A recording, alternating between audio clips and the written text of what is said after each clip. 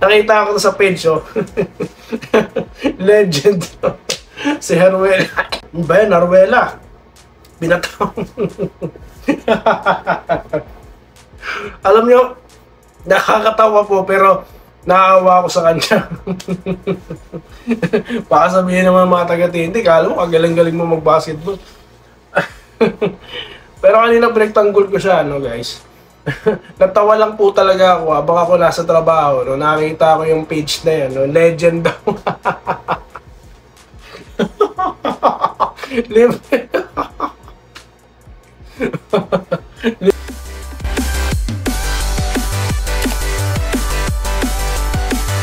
Yo, what's up guys? Welcome back dito po sa DND TV Sports. Well, ang ating pag-usapan guys ay ito. Okay.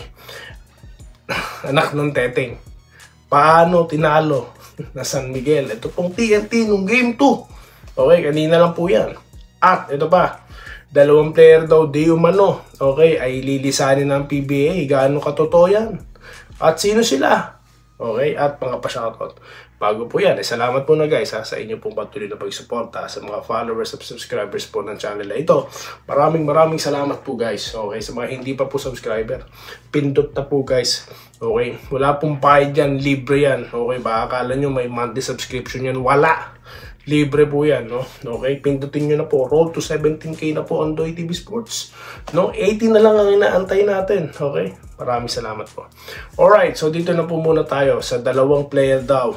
Papangalanan natin yan. Total naman sa social media, kalat na yan. Yan nga pong si Lucero at ito pong si Will Navarro. Okay, so saan muna nag-ugat yan? Okay, di umano ha. Okay, sa ano rin, social media din, di po ba? Na meron daw pong ano, if I'm not mistaken, sa ano raw po, Taiwanese League daw po ito, no? Yung kay Sid Lucero. Tapos, yung kay ano naman, sa KBL. If I'm not mistaken, ha? Yan yung mga nabasa ko sa mga ano, social media pages Okay? Tanong, meron po bang sinasabing legit sources? Wala po. Wala po mababasa, no? Kung meron man, comment nyo na po dyan. Okay? So, anong batayan ko? Pagka wala akong nababasa sa legit sources, hindi totoo. No? Chismis. As a matter of fact, inaano pa, binablind item pa no? Alam nyo naman ang supremo ng mga chismoso. Di ba? Yung mga chismosong follower niyan, para may makontent, ayan na. Akakalat na nila, no? Pero ako dito sa Doy TV Sports, sinatabi ko lang para sabihin po sa inyo, wala po sinasabing legit sources. Okay? Kaya di ko po pinaniniwalaan yan. Isa pang punto, may mga kontrata po yung mga yan, no? Hindi po ganun kadaling umalis kapag may kontrata ka. Okay? So, yan lang. Alright? Tsaka, nako, si Will Navarro, di ba galing na pong KBL yan, bumalik na nga. Tapos ngayon, babalik na naman. So, sa akin, no, hindi po ako naniniwala dyan. Okay? Paniniwalaan ko lang kapag po nailethala na ng mga legit sources. Sino yung mga legit sources again? Sila po yung mga, tawag dito, yung mga stations, no? Okay? Mga, tawag dito, mainstream media. Okay? Dahil kumpirmado na pag sila po ang nagbalita. Okay? May mga lumabas na po. Okay? Na mga official na mga, lathala, no? Okay? So dito naman po tayo sa paano tinalo, no, ng nitong San Miguel, itong TNT. Well, nakita nyo naman po kung gaano po kalupit, no, ang ginawa dito ng San Miguel, no, diskarte. Okay, loob at labas nila binanatan ito pong tropang 5G. Okay, nagtangka pong makabalik itong si TNT, pero talaga pong kanya-kanyang heroics Second quarter si Teng. Tapos nung naman po, fourth quarter si Ross. Di po ba? Wala kang itulak kabigin no? Third quarter meron ding mini run din itong si CJ Perez, di po ba? Okay. So hindi naman po nagbago strategy nila. Mas naging gigil lang po talaga ang San Miguel. Okay. Yung kanila pong depensa rin, napakalagkit, di po ba? Kaya po na-control nila yung laro all throughout the game. Talaga pong nung game 1 pa lang, nabasa na nila, no? Na ang laruan po talaga ng TNT, labas ka titirahin yan. Okay? So once na napigilan mo na yan, control na nila.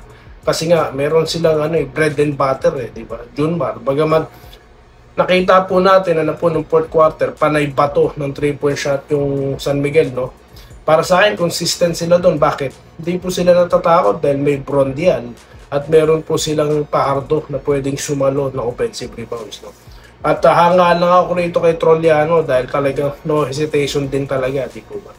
So yan po ang diskarte na nagwagi, no, sa bakbakang ito ng San Miguel at ng tropang 5G, di po ba?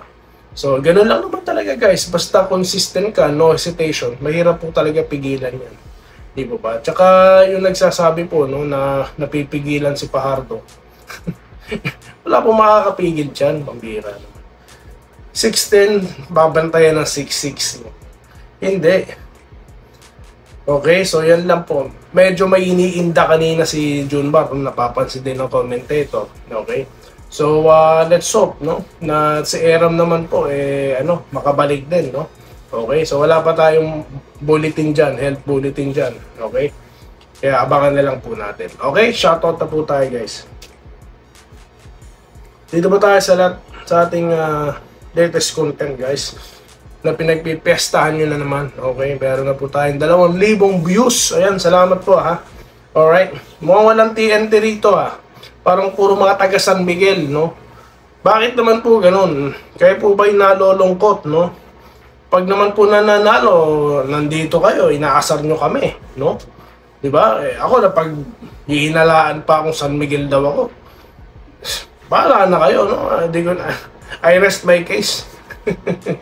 Ito po ang unbiased, okay? Dahil alam nyo kung saan ako. Hindi ko tinatanggi yan. Okay, Bon Ryan Cantor na nagko-congratulations sa SMB. Sa wakas, nanalo, dapat daw magtuloy-tuloy. Edwin Lobo na nagpapa-shoutout. Okay, shoutout po, sir. Adonis Salazar, tama daw po tayo. Saan po, sir? Salamat po, ha, sir. Kay Sir Adonis Salazar. Ayan, naalala ko tuloy si Coach Rino Salazar. Alright, Ricardo Dolores, ayan, paano Sir Doy na grand slam yung si Kabayan po dinala sa ospital na sana, well, let's see, no, let's see. May mga players pa naman sila, they have that Galinato, di ba? Nandiyan pa naman si Machine Gun Kelly, si BGR. Okay, wag po kayong mawawala ng pag-asa, baka mamaya okay din si Poy, po? Alright, dito po tayo kay Segundo Aurelio na nag-good morning, always watching from Quezon, Butuan, Bohol. Shoutout po kay Sir Segundo Aurelio. Alright. Jesse Pascual, paring Doy-Toy.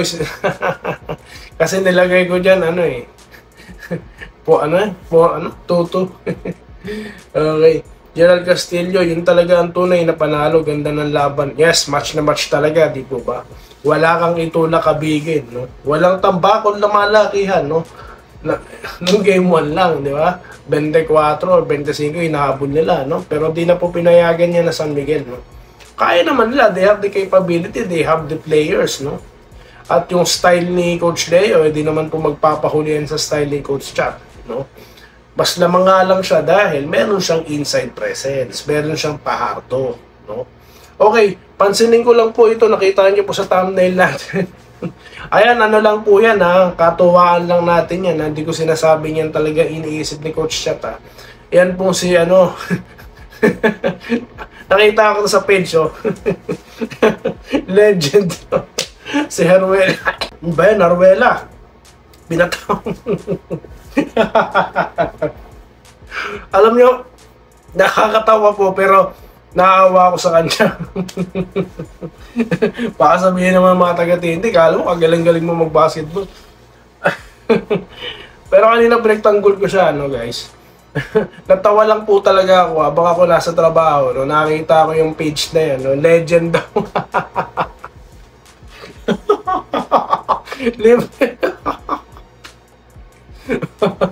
Libre.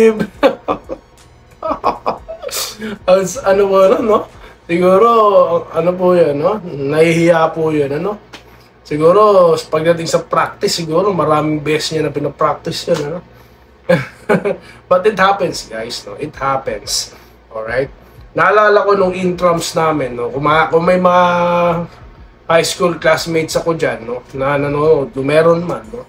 Dahil alam ko, nanonood sa akin, man, hindi ko naman talaga kilala. Yun ang mga sumusuporta sa akin, yung mga hindi ko talaga kilala. No? Alam, nung tumira ako, first shot ko, yung bola, lumampas sa board. Pero in fairness, may bantay ako. Pero ano lang po talaga yung kabiglaan, ano. Yung kay, yan tuloy, na-interrupt ako dito kay Haruela. Napaubo pa ako, pambihira, Sir, may Lagunday, dalawa na sana kung hindi, huwag nyo na pong sabihin na daya, ma. No? Huwag na po. Kasi, ang dami naman nilang paliwanag, no? Sige na lang, no? Hayaan na po natin yun, magbubo na po tayo, no? Okay. 2-0 na dapat, ayan. Yun na nga po, no? Roberto Quijano, no? Magandang morning, idol. Kailangan kung maaari lang pilitin ng San Miguel, diretso na panalo nila. Okay, San Miguel, kung nakikinig kayo, yan po ang panawagan ng mga fans nyo, okay? Joseph Pineda, ganda nga ng Resback, idol. Tawag namin dito sa ganyan. Lumitaw na sa tawas ang totoong resulta. Yan po ba ang lumabas sa tawas, no? Okay. Wala. Hindi nila kailangan mong ipatawas ng TNT. Dahil sila po yung namamatanda ni Ross.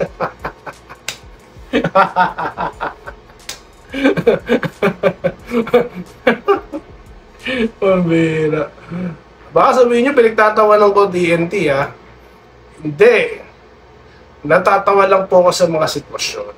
Hindi po sa team. Okay, wag nyo po pagkamalian ako. Baka magalit ang mga tropa natin dyan. Okay, wala sila dito. Pag nananalo naman sila, nandito sila, nangaasar sila sa atin. Ano ba naman, namimiss ko kayo? No? Unfair kayo niyan, mga taga-TNT subscribers, Shoutout po kay Ma'am Irene Quillas, kay Freddy Sagog, no? Okay. Vincent Taba, Andresito Alantason, okay. Si Kaysid Saga, Wenceslao Hapon, Nick Vlog TV, or Nick TV Vlog, Chefron TV, okay, Alwin Dronyo, no, okay, Nadare, okay, ito si Ma'am Irene, Edwin Transporte, Richie Gaming YT, at ito po si Sir Archie Makirang, ayan, Sir Carlito Tronson, okay, Sir Asani Senior, okay, ng Cebu, okay, Carlito Protasio. Ayan, ang dami po nanonood. Lagi po yan. Okay? So, yun lang po muna guys. Ramil Gonzaga at kay Sir Ramil, lumuta pa pinili mo, sir. No, pero alam nyo na kung sino kayo, no? Okay? Mga, Sir Bobby Payawal at Bobby Kabading. Okay? Maraming salamat po sa inyo lahat at magkita-kita tayo sa mga susunod na video. Dito lamang sa Enrique Antoy TV Sports muli, Maraming salamat po sa inyo panonood. Salamat po sa panonood. Subscribe na para sa mga susunod na basketball at boxing videos.